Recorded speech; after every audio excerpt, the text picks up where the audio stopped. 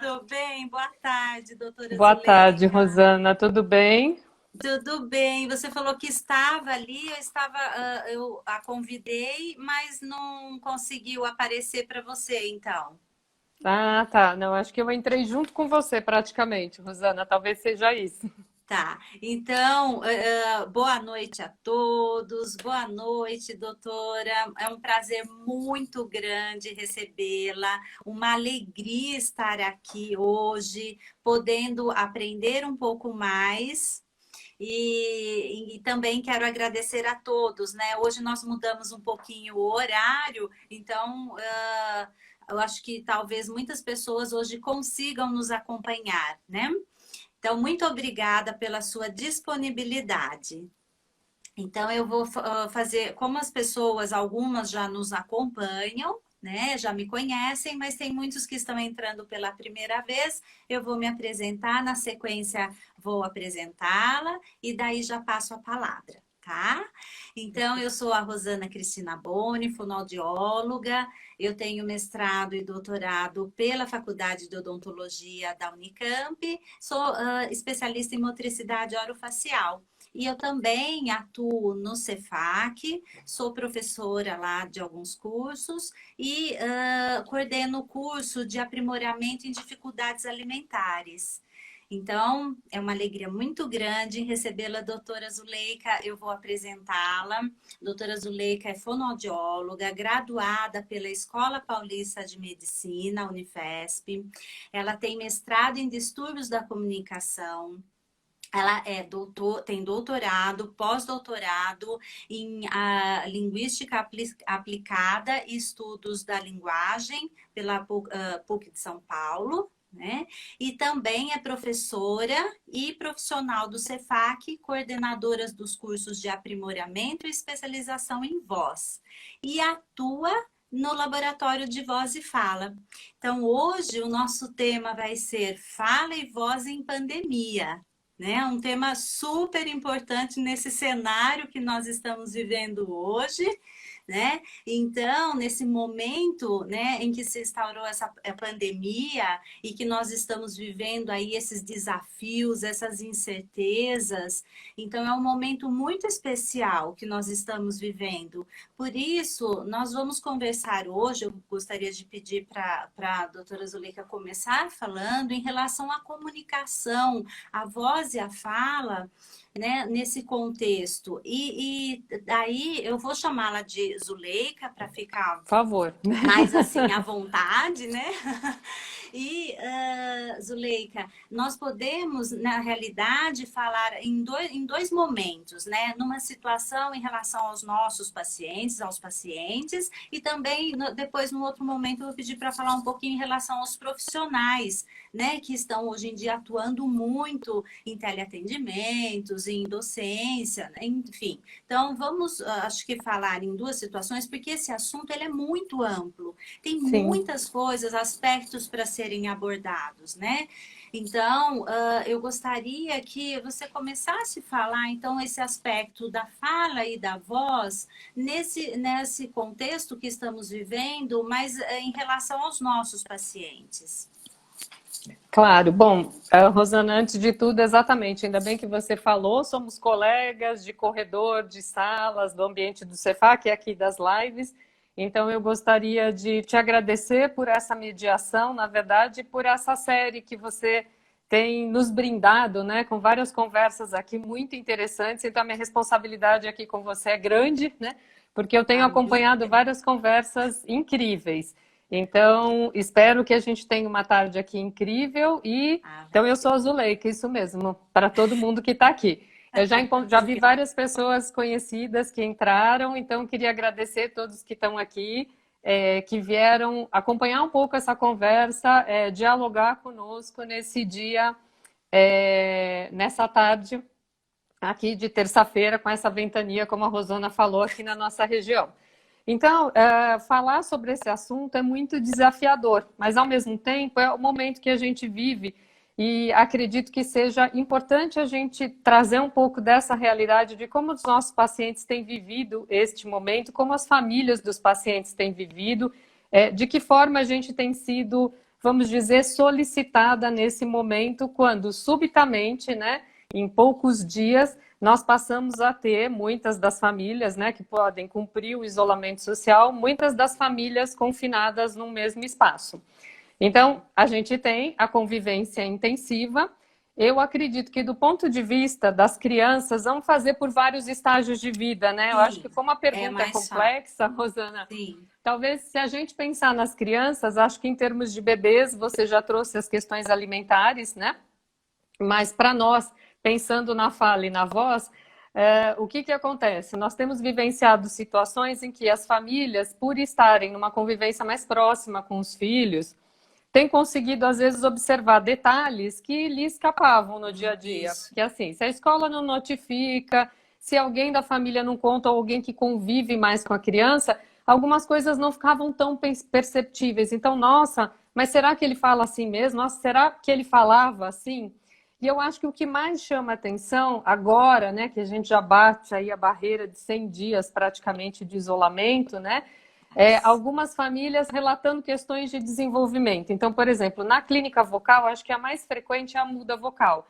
Então, a família entrou em confinamento, né? Confinamento parece reality show, em isolamento, e de repente eu já recebi contato de mãe, eu tinha atendido a mãe, na verdade, com demanda de voz, dizendo, olha, meu filho está gaguejando, acho que você não é especialista em fluência, mas será que você poderia conversar com ele? E simplesmente ele tinha diminuído a amplitude de articulação, ele estava no processo de muda vocal, já com a frequência fundamental rebaixada, com a laringe rebaixada, com um vozeirão. Então, eles entraram no isolamento social com um garoto e quando ela viu, ela tinha um homem dentro de casa do ponto de vista da voz.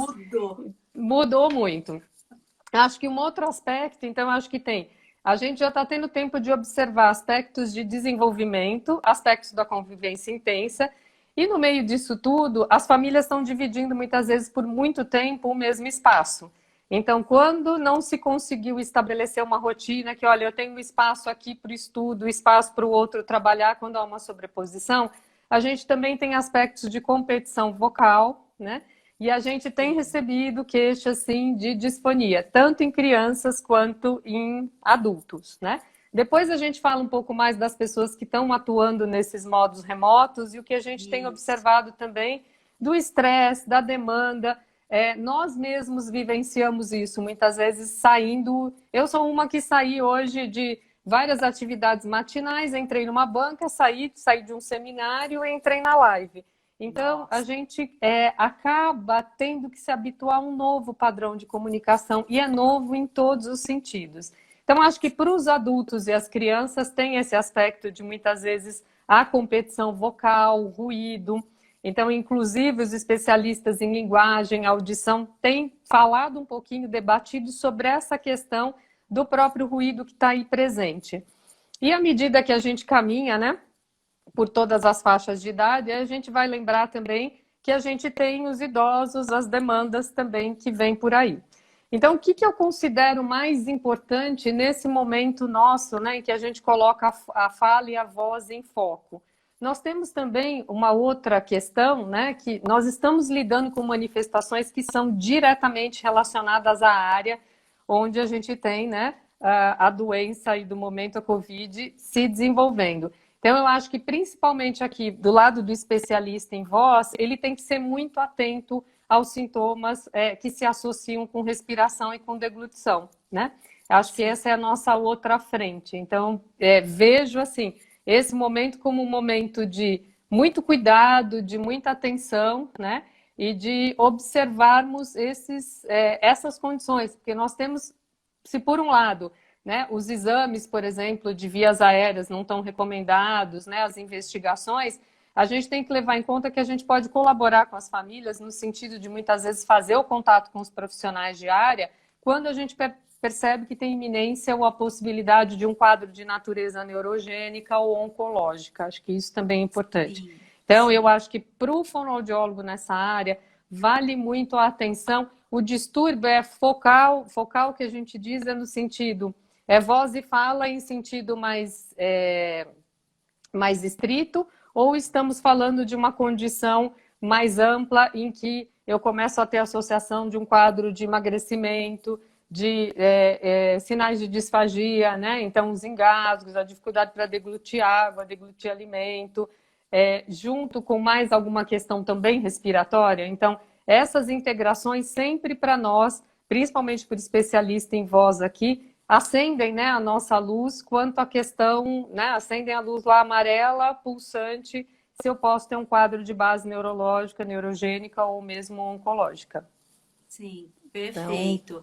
Então, é interessante, você, né, passou por todos esses caminhos, eu fiquei pensando, né, nas crianças, realmente, as crianças, a gente tem observado, né, eu com criança em casa, vendo elas atuando o tempo todo ali no computador, nas aulas, como você falou, elas competem, é um ruído, então mesmo que cada uma esteja em seu quarto, em seu, né, computador, o ruído, o som, elas precisam usar a voz de uma maneira diferente, né? E tudo isso vai impactar na voz dessas crianças, né? Esse ruído em que elas ficam. Muitas crianças que estão fazendo esse trabalho em casa não têm um local apropriado, porque tem muitas pessoas, às vezes, trabalhando, atuando em aula, então eles competem o espaço e competem exatamente com essa presença desse ruído, né? E como você falou, muitas atitudes mudaram, como as pessoas, as famílias acabaram ficando muito juntas, o que você comentou, os pais começam a observar coisas que nunca observaram. Vamos supor, aqueles pais que passavam o dia todo fora e encontravam a criança num período pequeno, eles estão convivendo ali no dia a dia e estão observando comportamentos, como você falou, em relação à muda vocal, começou a notar coisas diferentes, mas também em relação à fala, aspectos que a criança não tinha, e mesmo a relação entre os adultos, né? Os adultos começaram a perceber, né, maneiras como que o outro fala, ou como você comentou, como que o outro mastiga, né? Às vezes engole, mastiga fazendo muito ruído. Então, uma série de comportamentos que com essa pandemia agora começaram a ser observados, né? E isso acaba sendo trazido para o profissional, né? E aí começa a ser relatado. Então é muito interessante. E como você comentou, existem muitos então aí sinais e sintomas que a gente precisa observar, né? Então, no caso, o que você consideraria fatores de risco vocal?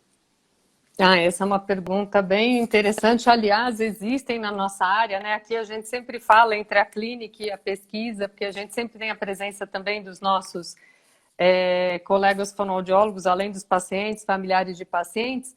Nós temos, inclusive, né, protocolos aí de rastreio de risco vocal que foram produzidos aqui na USP, né? O grupo da professora Kátia Nemer acabou desenvolvendo esses instrumentos tanto para criança quanto para adultos. Então, a gente tem como a questão, assim, muito do risco vocal relacionado também a questões de estilo de vida, qualidade de vida, nível de estresse, principalmente para o adulto, né? O nível de estresse a que ele está exposto, né? As condições aí relativas a... Hoje em dia, na vigência de uma pandemia, vamos dizer, existe um certo nível de estresse, sim, de insegurança, muita, né? E essas dificuldades, elas acabam passando para as pessoas. Então, o que chama atenção para nós nessa área? Qualquer distúrbio de voz, né? Que ele leve mais de uma semana, né?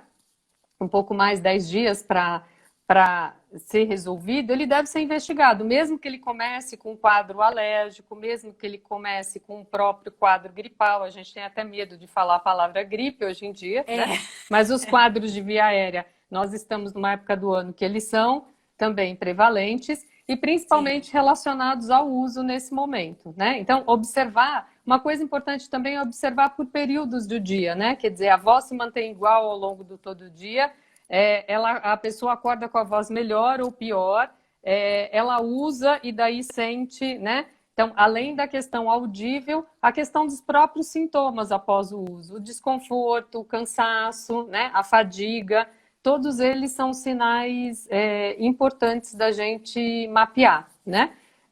São fundamentais nesse sentido. Existem muitos profissionais que estão relatando que com essa jornada mais extensiva, né, muitas horas aqui diante desses dispositivos, também tem sentido que tem feito um pouco mais de esforço. Talvez essa questão de que você tem a sensação de que você está falando sozinho, mas aí você vê o número e você sabe que você está falando para várias pessoas. Então, você acaba colocando um esforço maior. A gente tem, inclusive, trabalhado.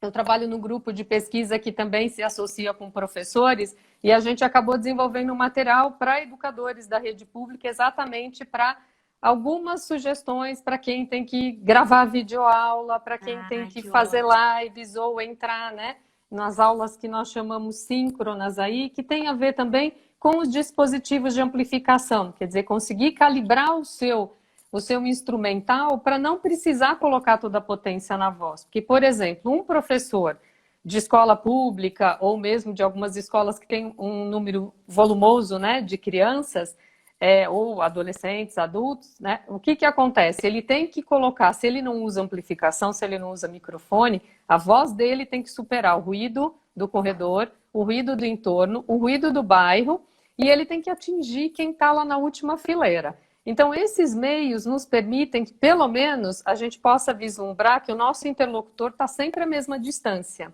né? E que se a gente monitorar os níveis aqui, não deixar nem no nível máximo ou mínimo, provavelmente eu não vou precisar fazer tanto esforço, né? Mas tem essa questão que não é só de adaptação pura do sistema respiratório, né? E da projeção da voz, mas tem também uma outra questão que é o quê? É o nosso próprio sistema neurológico cognitivo convivendo com essa situação, porque nós somos acostumados com a interação face a face.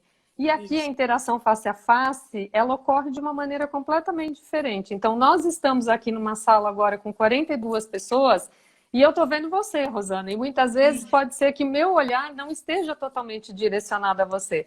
Então, Aham. também a gente sabe que o nível de familiaridade, né, e a possibilidade da interação face a face ou remota, ela também modifica a condição vocal. Então, tudo isso está muito implicado, quer dizer, como é que eu vou fazer, né, para vivenciar, então, esse momento, ter que aprender uma série de suportes tecnológicos, dar conta da demanda que é familiar, que é profissional, né, todas provavelmente no mesmo espaço. Então, acho que Isso. esse é um espaço, né? A pandemia nos mostrou isso. A pandemia, na realidade, nós aprendemos muito, né, com essa pandemia. Várias coisas. Nós tivemos que nos reinventar. E assim, eu também, como profissional, tanto como fonoaudióloga e como docente, eu vejo essa situação do remoto, como isso causa um esforço realmente para a gente. Vários colegas nossos comentam o cansaço que eles sentem, né? O nosso empenho num teleatendimento é bem exaustivo, né?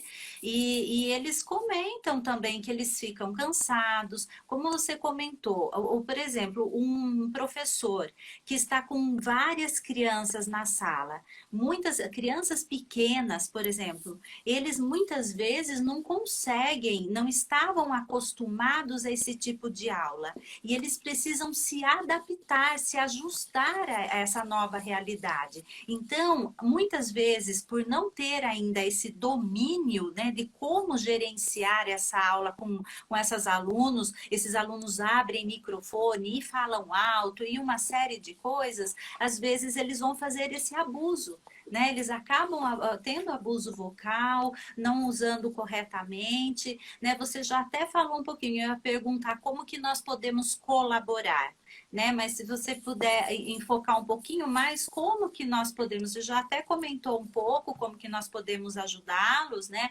Ajudar tanto em relação ao teleatendimento, as pessoas que estão na docência, porque veja bem, uma aula, às vezes as pessoas falam, mas é mais fácil para o professor porque ele está na casa dele, ele está... Não é bem assim. Imagina você ficar 4 horas aulas no online é muito diferente de você estar interagindo, como você comentou. Quando você interage com a pessoa, é totalmente diferente, né? Então, fala um pouquinho mais pra gente, por favor. Então, e eu acho, né, Rosana, que junto deste momento, né, em que a gente foi exposto, então, por exemplo, nós fonoaudiólogos, né, em pouco tempo tivemos que entrar em contato com várias formas assim, plataformas remotas. Então, né, o Zoom, que virou, por exemplo, também o espaço das reuniões familiares, dos encontros com as famílias, mas eu acho que junto disso, e alguém aqui eu vi na listinha passando, estava comentando também sobre os aspectos emocionais desse momento. O que que acontece? A gente também vive um momento de temor, né, de angústia, e a gente acabou ficando mais distante de várias pessoas. Então, esses mesmos meios que estão aqui para a gente atender os nossos pacientes, dar aula, ou o professor que dá aula lá na educação infantil, né? E acaba sendo reconhecido hoje pelas famílias como verdadeiros heróis, né? O Sim, que que acontece? Todo mundo teve que lidar com os seus temores, né, com as suas angústias, e mesmo assim está aqui pronto, né, em poucos minutos construir o seu espaço de trabalho, conseguir tentar se isolar um pouco de outros sons que estão aqui à volta, tentando se manter conectado no que está acontecendo, e muitas vezes com uma certa angústia, um temor, perdeu alguém, tem alguém que está doente, mas ele tem que continuar trabalhando. Então, eu acho que esse nível de desgaste, a neurociência também está estudando, né? E tem, inclusive, esses quadros aí relacionados à fadiga, né? Pelo uso dessas plataformas, e que envolvem desde sintoma como, né? Tontura, mal-estar, sensação de flutuação, dor de cabeça, né? E podemos incluir aí as questões vocais. Mas o que que acontece? O que que nós temos que pensar, né? A fala, ela é expressiva, né? Então, a gente expressa a partir da fala atitudes, emoções, posicionamentos, a gente se entrega. Então, quando a gente sente que o terapeuta, né, todo mundo que está fazendo atendimento remoto fala, nossa, mas a sessão, ela é muito mais cansativa, parece que eu tenho que me doar muito mais, preparar material, né? E o que que acontece? A gente, né, tenta passar, talvez todo esse esforço que a gente sinta, essa mobilização, tem a ver com essa questão de que eu não consigo achar onde está meu interlocutor. Quando eu tenho, né, aquela tela que é o verdadeiro painel, a gente indica para as pessoas olharem para a câmera, mas a gente não fala olhando para uma câmera, a gente fala olhando para as pessoas. Então a gente vai procurar essa referência e vai procurar na face do outro, na expressão do outro, essa atenção. E isso já vai envolver muito do que a gente vai viver no pós-pandemia, dos aspectos não verbais da comunicação. Eu li um artigo essa semana, um artigo não, uma carta ao editor de uma revista da Sociedade Americana de Geriatria. E a carta ao editor, muito interessante, porque falava de linguagem, de comunicação e de humanidade. E como lidar com as demandas do idoso nesse momento em que a gente vive. Então, depois a gente pode retomar, porque eles falam muito desse aspecto não verbal, pode. só para não fugir a sua pergunta. Mas o Tá. que a gente considera aqui nesse espaço, né? Como é que a gente pode tirar a sobrecarga? Como alguém falou aí, é só falar para não fazer esforço vocal? Muito difícil, né? Então, uma coisa que a gente já recomenda para os nossos pacientes disfônicos é conseguir trabalhar mais esse aspecto melódico, esse aspecto, né, mais, vamos dizer assim, cantado da fala. Acentuar as palavras, conseguir dar inflexões, né, conseguir trazer essa interpretação da fala, porque isso ajuda a veicular a mensagem. E quando a gente faz isso, se eu tiver o vídeo, eu tenho um plus, que é o quê? Eu tenho a expressão facial, eu tenho o gesto, eu tenho a presença. Mas muitas vezes você tem um aluno que não consegue conectar. Eu vou dar um exemplo. Eu dou aula no ensino universitário. Eles fecham a câmera e a gente fica falando e você fala, quantas pessoas eu tenho lá? Então a gente interage via chat,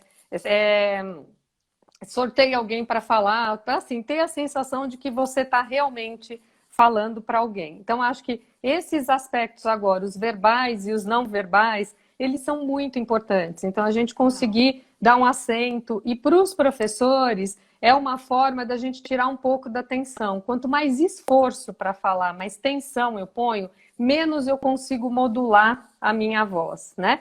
E esse é um pedaço. Alguém colocou aí sobre a questão ergonômica também, sobre a postura. Eu ia Pode falar isso falar. agora. Né? É Então, porque é que eu não queria te interromper, porque é uma delícia ficar te ouvindo. Eu falei, deixa a hora que ela terminar, eu coloco não, eu aqui, sou né? prolixa, Ah, é o nosso querido Juarez, ele é um fonoaudiólogo que nos acompanha em todas as lives. Muito obrigada pela sua participação mais uma vez. E aí ele fala, né, que a tendência é levarmos para a aula online os mesmos comportamentos vocais do âmbito presencial e não dá certo, né? Então, estarmos sentados não alivia em nada o esforço vocal, já que muitas vezes não temos postura ergonômica real, né? exatamente, Juarez. O Juarez tocou em vários pontos fundamentais. O primeiro, né? A gente mudou de ambiente acusticamente falando, né? Então a gente está num espaço de outra dimensão acústica. Então, o nosso retorno, muitas vezes nós estamos usando dispositivos na orelha. Então, até tirei o meu aqui desse lado. O que acontece?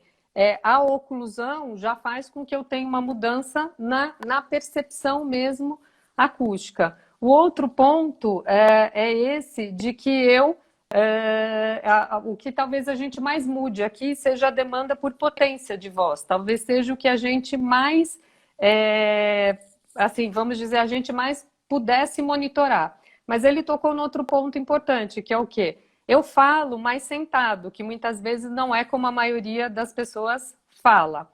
Então, o que é fundamental? Você ter o seu espaço, você conseguir construir um local em que você possa ter uma boa postura, mas que você possa fazer pequenos intervalos, levantar, alongar. Então, as mesmas orientações que a gente dava em termos de aquecimento de voz, né, ou de cuidados, aqui esse cuidado, até a ergonomia, né, recomenda, em termos não só do posicionamento do sentado, do ereto, por causa da questão do apoio respiratório, mas também do ângulo da cabeça e do pescoço. Por quê? Com estes nossos dispositivos, é muito fácil que a pessoa tenha uma postura, por exemplo, no tempo das telas, né, o que se diz, as pessoas passam mais tempo com a cabeça angulada. E algumas estimativas da fisioterapia dão conta de que quando a gente muda esse ângulo, é como se a nossa cabeça pesasse de 4 a 5 vezes mais do que ela pesa habitualmente. Então, peso sobre a coluna e o posicionamento da laringe. Então, dentro do que o Juarez falou, outra questão também é, se eu não tenho uma posição que me permita ter, né, o pescoço aqui mais livre, eu corro o risco de, por exemplo, se eu elevar o meu queixo, eu já coloco a laringe em posição mais elevada. Laringe mais elevada, maior tendência à hiperfunção vocal. Então, esses cuidados são realmente fundamentais, né? Então, que a gente tem... E outra coisa importante dentro disso, o Juarez falou da ergonomia, falou do espaço. A gente tem também a questão da conexão. A velocidade da conexão, por vezes, varia. Aí o vídeo dá aquela travadinha. Então, o que é importante também, que a gente não acelere tanto a velocidade. Esse é um outro padrão vocal que é muito parte do FO, vamos dizer assim, né? Do padrão de base de um professor. Muita gente que tem hiperfunção vocal fala muito rápido. Então, o falar rápido não propicia articular com maior amplitude, não propicia fazer maiores inflexões, ou seja, explorar mais esses aspectos, né, de modulação de frequência, de intensidade, os acentos, que me ajudam a veicular mais a minha mensagem. Então, acho que esses aspectos também a gente, aos poucos, tem que cuidar. E a amplitude de articulação passa a ser importante, né? Porque ela pode ser uma pista quando eu tenho vídeo, né? E aí, na dependência da conexão também, claro, são muitos fatores, né? É a mediação tecnológica, é o contato do humano com o tecnológico, e a gente está assim, né? Um numa ponta e o outro na outra, e a gente querendo estar próximos, né? Eu acho que esse é o momento. E é um desafio, né, Zuleika, porque além, ó, veja bem, o professor, vamos pensar no professor, que é uma situação em que ele fica um maior tempo exposto numa aula.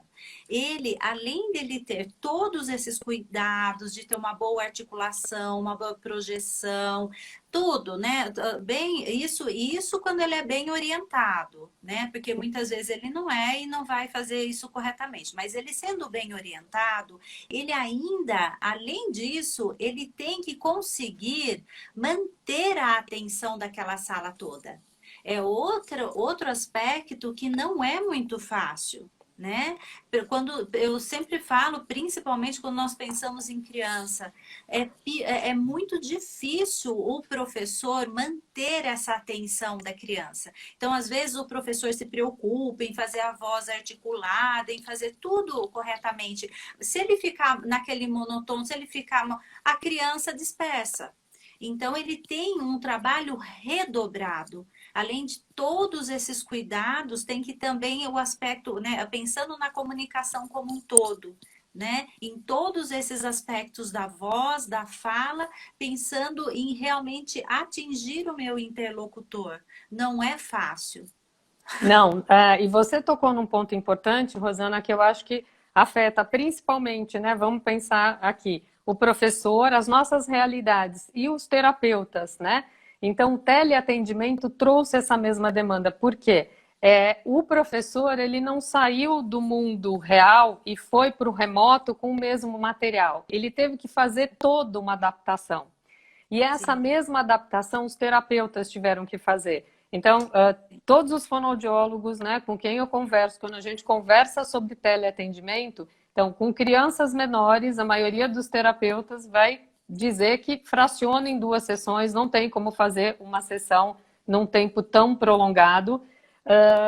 E o que acontece? Na aula, muitas vezes você não tem isso, porque você tem a demanda do que é curricular, você tem que cumprir a carga horária. Então, você tem um professor, se vocês ouvirem os primeiros relatos e até muitos memes que circularam logo no início da pandemia, muitos professores passavam a noite em claro para conseguir dar Sim. conta de fazer o material, de estar preparado e de aprender a manejar as ferramentas, porque não houve praticamente tempo para isso, né? Se fazia, o professor frequenta o treinamento, já entra na aula na sequência. Então, o que Exato. acontece? Essa pessoa que não dormiu, que se alimentou mal, que tem toda a família no entorno para cuidar, ele tem que sentar e manter a atenção de muitas crianças. Então, acho que esse aspecto da gente também ter que mudar, mesma coisa com os fonoaudiólogos, né? Os terapeutas trabalhando aí com materiais, produção de novos materiais, usando, né, variados Sim. meios, plataformas, PowerPoint, digitalização, né? Ou seja, a gente tem procurado aí de todas as maneiras criar dinâmicas para tentar trazer, e alguém aí colocou, como é que a gente faz para manter a atenção da criança? Exatamente, né? A dinâmica das atividades acabam sendo diferentes das dinâmicas que a gente tem, né, aqui na interação ao vivo. Então, a gente teve que adaptar material, tanto material de ensino, de aula, a gente começou do zero, né? A gente começou o semestre com, né, a nossa dinâmica, a nossa rotina para as terapias e para as aulas, e a gente teve que partir para uma outra condição, né? No caso, Sim. por exemplo, da voz, da fala, a gente tem procurado trabalhar com aplicativos que muitas vezes são os, né, mais acessíveis, ou seja, os que estão disponíveis aí gratuitamente e que podem nos ajudar nessa interação. Então, o paciente faz, ele controla, eu controlo daqui, ele controla de lá, como uma Sim. forma da gente estabelecer uma dinâmica que não fique assim, né, emissor-receptor, porque senão a interação se complica. Sim, Né? só complementando, foi a Kelly, nossa a colega, nossa amiga lá do Cefac, que comentou a respeito, né, como fazer com as crianças aí online.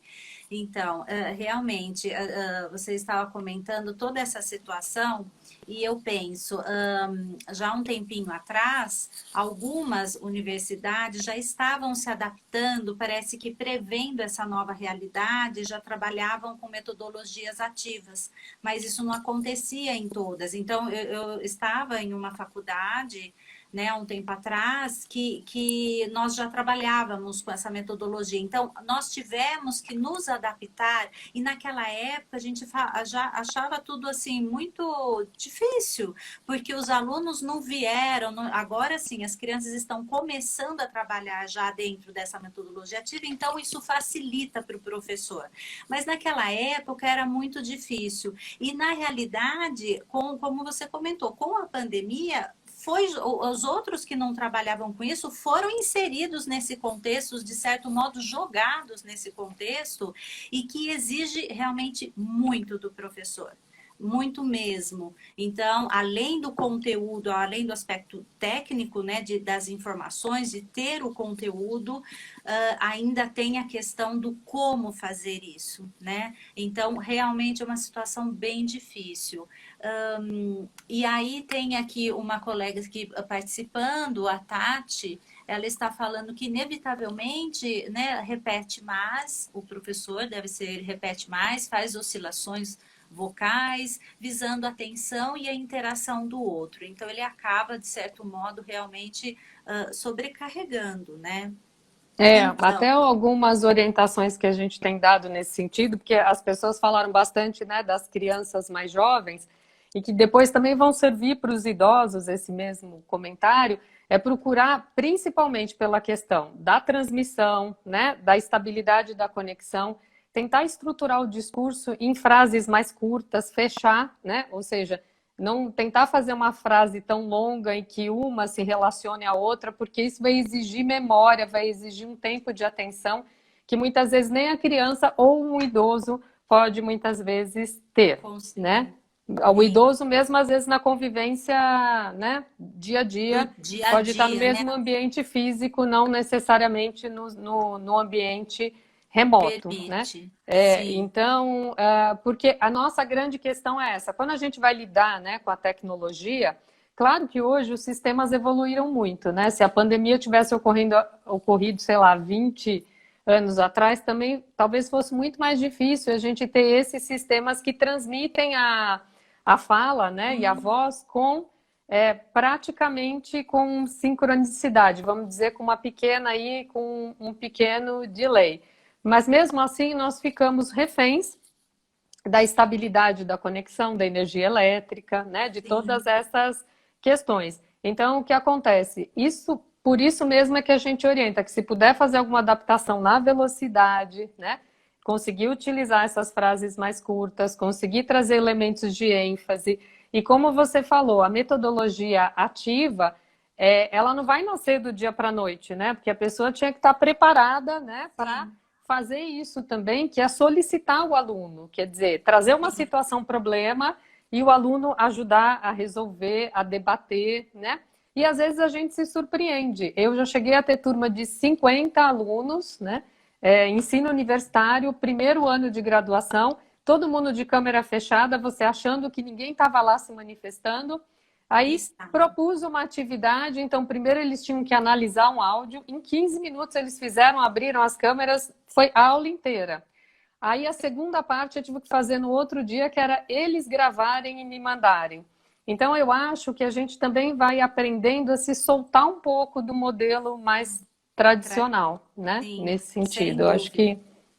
Então, mas e esse o recurso, na realidade, a metodologia ativa, elas nos auxilia muito nessa situação que nós estamos vivendo hoje, que é o que tem sido utilizado, né, nessas aulas online, nos auxilia muito. Então, tendo esse conhecimento, podendo aplicar e fazer esse uso, ajuda bastante. E a gente tem que estar pronto para esse novo que apareceu aí. Né? Não tem como fugir dessa situação. Olha, que aí não... Oi, não, pode falar. Não, eu só ia falar uma coisa do ensino, que assim, eu acho que aí a questão é, né, a metodologia ativa, ou essa metodologia baseada em problemas, ela requer, né, um preparo, uma disposição, mas existem vários instrumentos.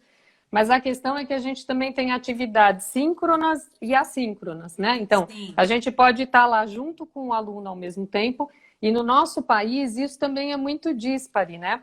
Algumas regiões do país não conseguiram se adequar porque simplesmente os alunos não têm inclusão digital. Algumas universidades públicas distribuíram um chip para que os alunos tivessem acesso à internet, né? Mas mesmo assim, muitas vezes eles não conseguem estar em tempo real com o professor. Então, o professor vira o que em alguns memes também acabou circulando, o professor é o youtuber, né? O ator, o improvisador, então ele tem que fazer a videoaula, subir para uma plataforma, criar outra estratégia e ter um período, às vezes, de plantão para atender o aluno. Então, eu acho que essa questão também, nas interações síncronas, né? O professor fica exausto, Mas sim, na assíncrona, muitas vezes ele tem que fazer conteúdo, e esse conteúdo muitas vezes pode envolver também fala e voz, né? Ou seja, sim. gravar áudio, gravar vídeo. A gente vive a era aí do conteúdo também por áudio, né? Dos podcasts. Então a gente tem toda essa dinâmica aí. Isso. Mas pode, você ia falar de alguma pergunta, acho Então, que da Kelly.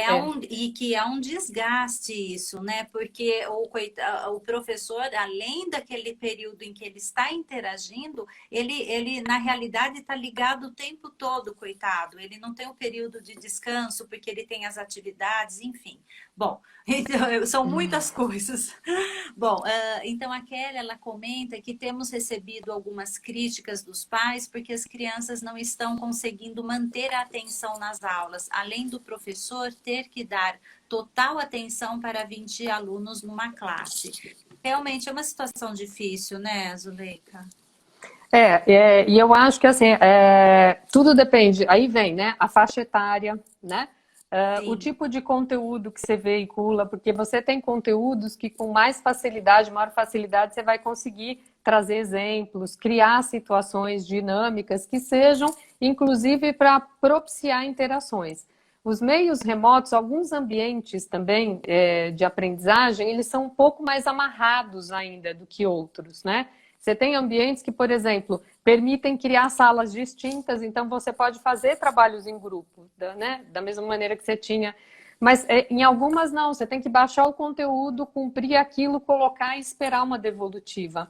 Então, sim. talvez isso seja esse aspecto motivacional. E, por outro lado, isso gerou a demanda e a sobrecarga que muitas famílias referem, que a família passou a ter que fazer parte desse processo, né? E acho Exato. que muitas vezes as pessoas não estavam acostumadas, né? Muitas, a interagir com o filho no sentido de acompanhar a tarefa escolar, né? Então a demanda cresceu, acredito que para todo mundo, né? Nesse sentido. Sim, Então não é só o professor o que ele comunica, né? Mas ficou uma carga grande para os terapeutas também, né? Todos sim. os fonoaudiólogos que eu conheço que trabalham muito com criança têm passado muito tempo dedicado a produzir materiais, adaptar materiais, né? Trazer essa, essa nova dinâmica para o espaço do Sim. teleatendimento. Para que o paciente, para que a criança possa estar ali atenta, né? Nós precisamos assim. Então, tem vários materiais. Se você percebe que a criança está ficando, se distraindo, você já acrescenta outro. E então você está. É um desgaste, você está ali o tempo todo, né? Como você comentou, muitos casos, crianças pequenas, nós precisamos do pai auxiliando, os pais, né? Então, até nisso, eles também precisam participar. Então, eles falam, ah, mas já tem toda a atividade da escola tal, e a da terapia, eles precisam também estar inseridos, porque eles precisam acompanhar a criança. Se a criança é muito pequena, você precisa fazer muitas orientações aos pais e eles precisam participar. E isso é outra questão que os pais colocam, né? Então, Zuleika, você comentou já em relação a esses recursos tecnológicos, o quanto que eles, né, estão colaborando aí. Mas eu gostaria, se você puder falar um pouquinho mais, assim, como que eles podem nos auxiliar? Então, eles podem entrar aí ajudando a avaliação, tratamentos. Você poderia falar um pouquinho mais sobre isso, Claro, por favor? claro, posso sim. Até porque, né, o nosso grupo também é conhecido pelos trabalhos com análise, né, laboratorial aí da fala. Isso, E assim, é o que a gente diz. A sorte é que na formação a gente aprendeu muito bem a avaliação clínica. E é ela, né, quando a gente tem uma análise instrumental, a gente tem muito claro de que a gente está tentando adaptar, trazer complementos para a nossa avaliação. Mas o nosso raciocínio ele é todo baseado na boa história, né? Nos índices que a gente tem de comportamentos vocais ou de fala, né? Como é que a gente pode ter? Existem recursos para gravação que são fáceis de usar e hoje em dia o que a gente percebe, até desde o início da pandemia até agora, alguns recursos já se dinamizaram no sentido de fazer gravações com uma qualidade um pouco melhor. O que é isso, uma qualidade melhor? A gente tem alguns aspectos de uma gravação em áudio, porque a gravação ela também é um registro evolutivo, né? É bom para a família, porque muitas vezes a família né? Não tem aquela calibração de ouvido para falar, nossa, mas ele melhorou, não, ele piorou, e o registro permite que a gente faça isso, né?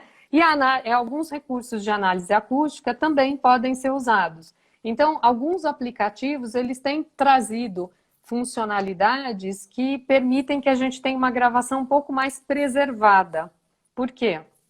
Porque muitas vezes a gente fala, o fonoaudiólogo, né, ele tem lá o seu aparato, ele tem a sua estaçãozinha, já o seu microfone, o seu computador com uma boa placa de som, uma mesa de som, um gravador digital.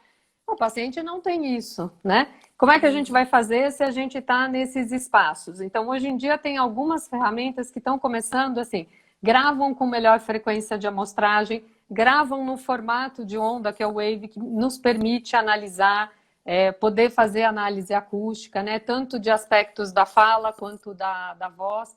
Então, se eu tenho uma pessoa que está falando numa frequência fundamental, por exemplo, muito aguda ou muito grave, eu tenho como monitorar. Então, existem aplicativos que você controla e ele te dá só um nível. Olha, você está falando aqui, isso é a faixa feminina, isso é a masculina, você está no extremo para baixo, para cima, é muito visual, né? Eu acho que a vantagem dos aplicativos é que a gente tem o que a gente fala, que é uma análise em tempo real, dá um feedback. E isso, muitas vezes, acaba criando um ambiente mais interativo. Então, eu vou dar alguns exemplos. Eu conheço mais os de iOS, mas meus alunos, de vez em quando, me trazem algumas aplicações aí que são do mundo do Android também, né?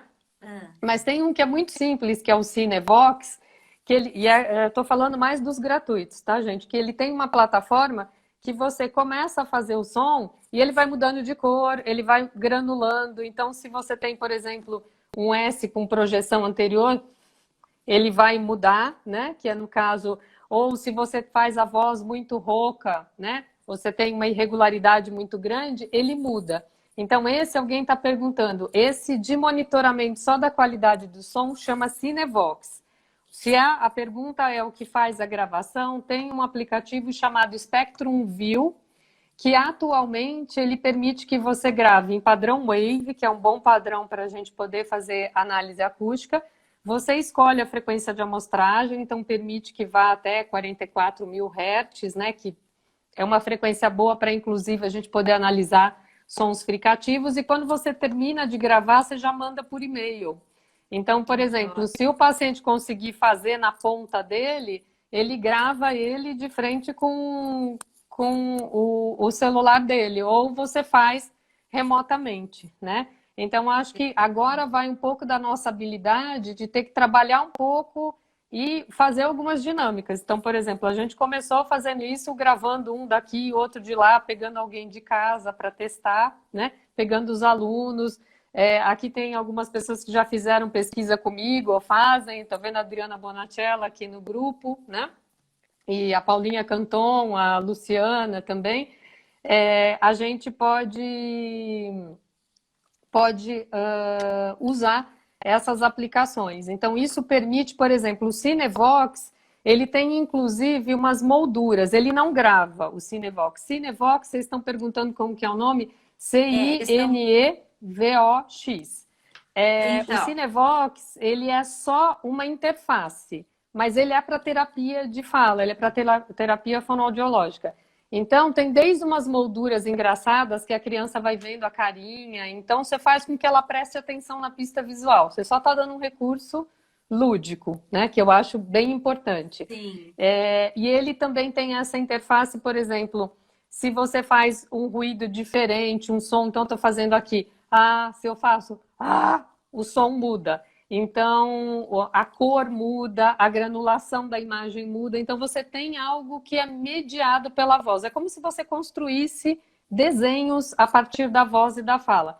E o que eu gosto? Eu gosto de ferramentas mais abertas, em que o terapeuta é mais livre para criar. Então, você pode criar os seus... Não tem um exercício programado, você adapta. Então, o Cinevox, eu acho que é muito interessante para principalmente criança, se bem que tudo que a gente fala que é aplicação para criança, a gente usa com adulto e eles adoram, né? Eles adoram, eu já aprendi a não dizer isso é só para criança, porque tem algumas coisas, e fora que tem aplicativos que podem estar no computador do terapeuta e que ele pode compartilhar a tela, né? Ou se é Sim. gratuito, o paciente pode ter lá e você tem alguns mecanismos, né, que permitem que você entre no computador, você assuma o controle remoto e você pode pilotar o dispositivo dele.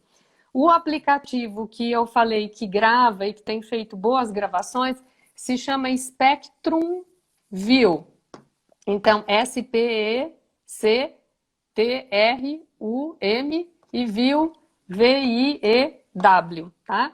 É um aplicativo de análise, na verdade, acústica em tempo real. Esse tem um espectrograma que fica passando enquanto você fala. Mas ele tem uma opção de gravar que nos dá todas essas funcionalidades. Gravar num padrão wave, gravar com frequência de amostragem ampliada. E isso ajuda você a também ter um registro de fala ou de voz. Você pode não abrir mão de algumas gravações, principalmente se você quer fazer algumas medidas. O que é importante? As medidas que mais vão perder nesse meio em que a gente está são as medidas de intensidade. Essas a gente não tem controle de distância boca, dispositivo, então tudo que for medida relativa à intensidade a gente vai deixar lá meio adormecida. Mas, por exemplo, frequência fundamental, frequência de formantes, as zonas de amplificação dos ruídos, para a gente saber assim, se tem distorção nas articulações de fricativos, por exemplo, sonoridade. Isso a gente consegue monitorar e eu acho importante.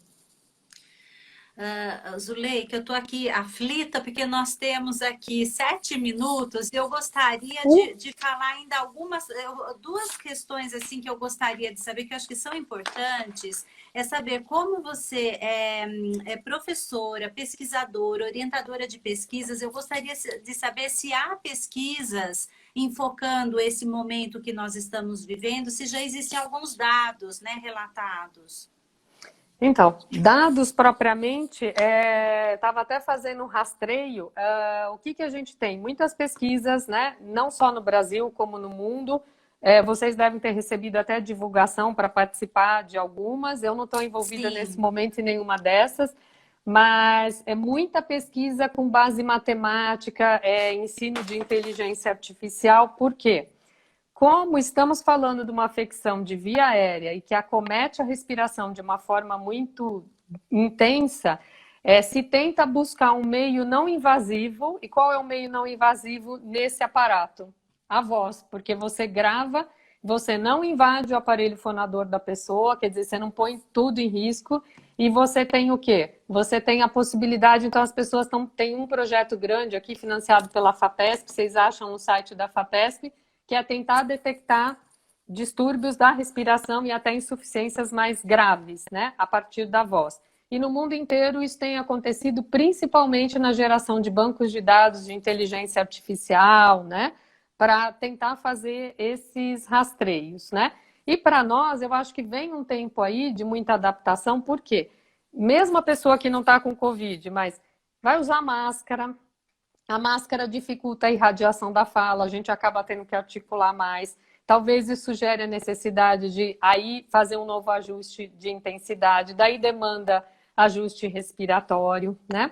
Aquele artigo que eu falei para vocês também sobre o manejo, uma carta ao editor, na verdade, do manejo, né, junto aos pacientes idosos, eles falam muito dessa questão da gente poder usar o não verbal, as pistas não verbais, para o idoso que pode, inclusive, ou as crianças com alguma demanda que se assustam com a máscara, que não conseguem entender né, o que é aquilo, se veem assustadas. Então, a questão da gente também pensar que a nossa face transmite as informações, que o que a gente comunica seja coerente com o que a gente está expressando na modulação da voz, na expressão facial. Então, eles falam assim, por exemplo, você vai visitar um idoso e você chega lá querendo passar uma boa mensagem, você chega para visitar seu pai e sua mãe, mas você está com uma aparência assustada, com os dentes travados. Essa informação vai ser mais forte até do que a verbal, né?